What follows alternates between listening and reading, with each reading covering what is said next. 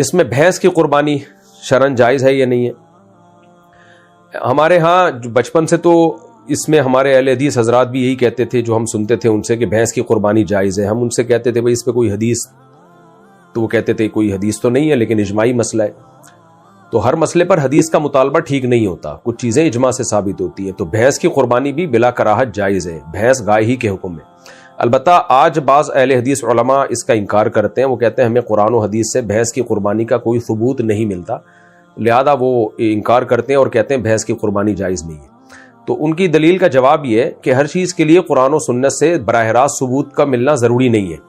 تبھی بھینس کی قربانی پر ہمیشہ سے اجماع رہا ہے، کسی نے بھی اختلاف نہیں کیا اس میں، اور بھینس کو گائے ہی کے حکم میں سمجھا گیا ہے.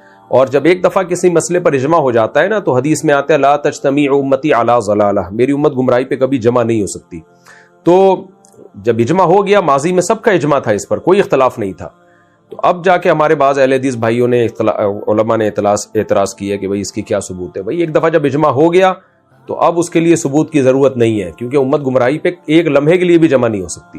باقی اجماع کے علاوہ اس کی کیا دلیل ہے، وہ 2 اور 2 4 کی طرح واضح دلیل ہے. ہمارے بعض جو اہل حدیث علماء جو کہتے ہیں کہ بھینس کی قربانی جائز نہیں، وہ دلیل یہ دیتے ہیں کہ گائے اور بھینس میں بہت فرق ہے. بھینس کو گائے پہ قیاس نہیں کیا جا سکتا، کیونکہ گائے جو ہے پانی سے ڈرتی ہے، بھینس تو پانی کے اندر گھستی ہے. گائے کے دودھ اور بھینس کے دودھ کی کوالٹی میں فرق ہے، دونوں موسم الگ الگ جھیلتی ہیں، دونوں کی عادات بالکل ہی ایک دوسرے سے ڈیفرنٹ ہے. گائے کو گائے کہا جاتا ہے، بھینس کو بھینس کہا جاتا ہے. دونوں کے کلر میں فرق ہے، دونوں کی عادات میں، طور طریقوں میں، ایٹیٹیوڈ میں فرق ہے. گائے چست جانور ہے. میں اکثر لطیفہ سناتا ہوں نا، گائے کا بچہ اور بھینس کا بچہ بیٹھ کے آپس میں گپ شپ لگا رہے تھے، تو گائے کے بچے نے بھینس کے بچے سے بولا چل یار کھیلتے ہیں، ادھر ہی بیٹھا رہے گا. بھینس کا بچہ ایک نمبر کا سست.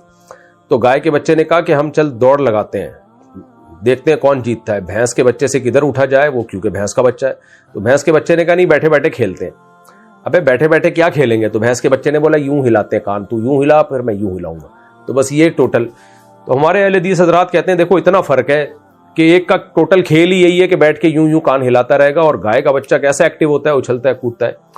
تو ان تمام دلائل کا جواب یہ ہے کہ دیکھیں میڈیکلی تو دونوں میں فرق ہے، یعنی فزیکلی دونوں میں فرق ہے، سائنٹیفکلی دونوں میں فرق ہے. سائنسدان دونوں کو ایک جانور نہیں مانتے، لیکن یہ فرق شرعی احکام میں معتبر نہیں ہے.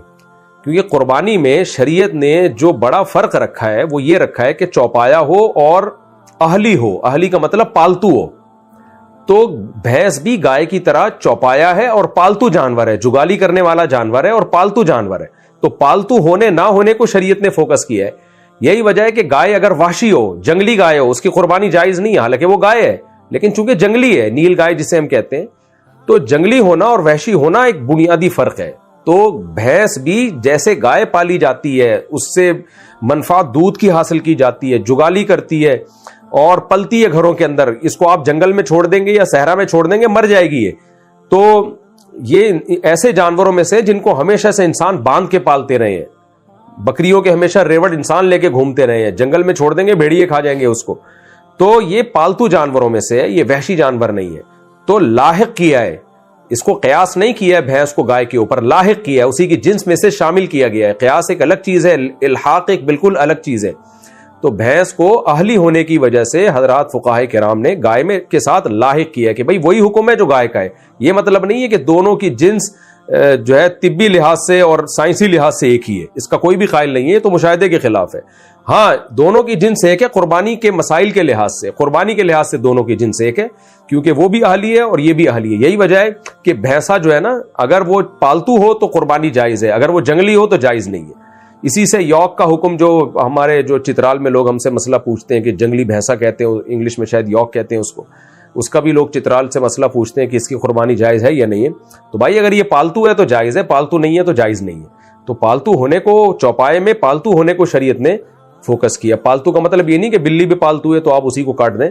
پالتو میں چوپائے جو پالتو ہے، انعام، وہ انعام جو پالتو ہوتے ہیں، گھریلو ہوتے ہیں، تو اس میں گائے سے جو مفاد ہیں وہی بھینس سے بھی وہی ہیں، بالکل ایز اٹ از وہی اس سے فائدے ہمیں ہوتے ہیں جو گائے سے ہوتے ہیں. اور یہ بھی پالتو ہے وہ بھی پالتو ہے. تو اس لیے ہمارے نزدیک بھینس کی قربانی بھی بلا کراہت جائز ہے، کوئی حرج نہیں ہے اس میں.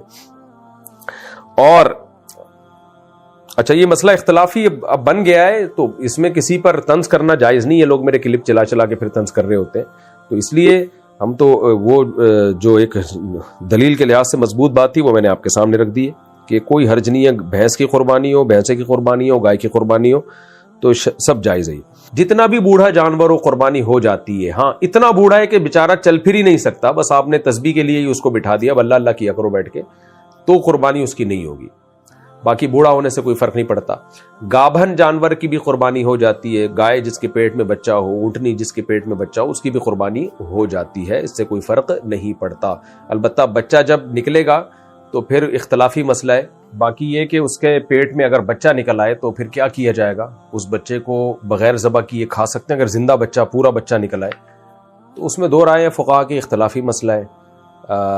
زکوٰۃ الجنینی زکوٰۃ امہا، اس حدیث کا ایک جو ظاہر کو اگر لیتے ہیں تو اس کا مطلب ہے کہ ماں کو ذبح کر دیا تو بچہ بھی کافی ہے، بچہ بھی ذبح ہی کہلائے گا۔ لیکن احناف کے ہاں اس حدیث کا مطلب یہ ہے کہ جیسے ماں کو ذبح کیا ہے کا زکاتی، یعنی کاف حرف تشبیہ محذوف ہے یہاں پہ، کہ جیسے اماں کا ذبح کرنا ہے ویسے ہی بچے کا بھی ذبح کرنا ہے۔ اب احناف نے کیونکہ قرآن میں مردہ کھانے پر اللہ نے پابندی لگائی ہے، تو احناف نے حدیث کا وہ مطلب بیان کیا جس سے قرآن اور حدیث آپس میں ایک دوسرے سے میچ کر جائیں، اور احتیاط والے بات پر انہیں عمل کیا ہے کہ بچے کو بھی ذبح کرنا ضروری ہے، آپ بچے کو ذبح کیے بغیر نہیں کھا سکتے۔ تو اختلافی مسئلہ ہے کہ اگر آپ نے گابن گائے، گابن اونٹنی ذبح کی یا گابن بکری ذبح کی، اس کے پیٹ سے بچہ نکل آیا زندہ، تو آپ اسے ذبح کیے بغیر کھا سکتے ہیں یا نہیں کھا سکتے؟ تو ہمارے نزدیک ذبح کیے بغیر آپ اس کو نہیں کھا سکتے۔ ہاں ذبح کر لیا تو کھا سکتے ہیں آپ اس کو۔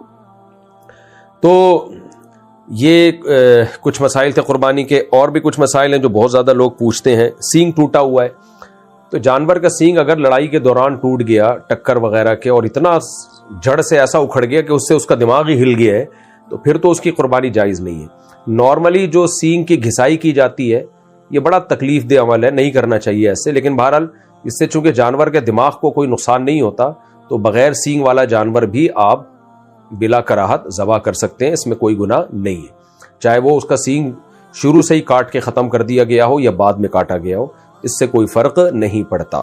اچھا بھائی، رات کے وقت قربانی کرنا، یہ بھی مسئلہ بہت پوچھا جاتا ہے۔ رات کے وقت بھی قربانی جائز ہے مگر بہتر نہیں ہے، کیونکہ قربانی شعائر اسلام میں سے، اور شعائر اسلام کا اظہار دن میں ہوتا ہے، راتوں میں نہیں ہوتا۔ تو رات میں ویسے بھی جانور کے آرام کرنے کا ٹائم ہوتا ہے، تو شعائر اسلام دن میں کیے جاتے ہیں، کھلے عام کیے جاتے ہیں، تو اس لیے دن میں ہی قربانی کرنی چاہیے۔ ایک اور مسئلہ بہت زیادہ پوچھا جاتا ہے، لوگ کہتے ہیں کہ ہم ساری قربانی فلاں ملک میں دے دیتے ہیں تاکہ غریبوں میں گوشت بانٹ دیا جائے۔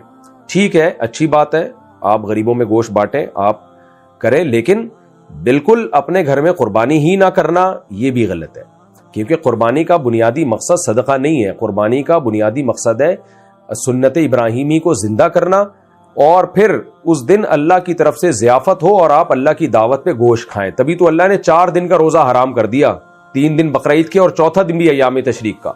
یہ حرام اس لیے کیا ہے کہ تاکہ آپ اللہ کی ضیافت سے اعراض نہ کریں، ایوائڈ نہ کریں اللہ کی میزبانی کو، اور آپ گوشت کھاتے ہی نہیں قربانی کا، تو اس لیے آپ صدقہ ضرور کریں، لیکن قربانی کا اتنا ضرور کریں کہ کچھ نہ کچھ گوشت قربانی کا آپ کے گھر میں آئے۔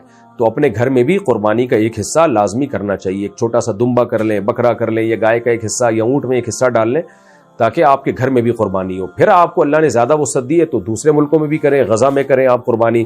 پاک ایڈ ویلفیئر ٹرسٹ کر رہا ہے غزہ میں الحمدللہ، اور پورے ملک میں پاک ایڈ ویلفیئر ٹرسٹ کی طرف سے قربانی کا انتظام ہے، تو آپ ان کی ویب سائٹ پہ جا کے پاک ایڈ ویلفیئر ٹرسٹ ان کے پیکج معلوم کر سکتے ہیں۔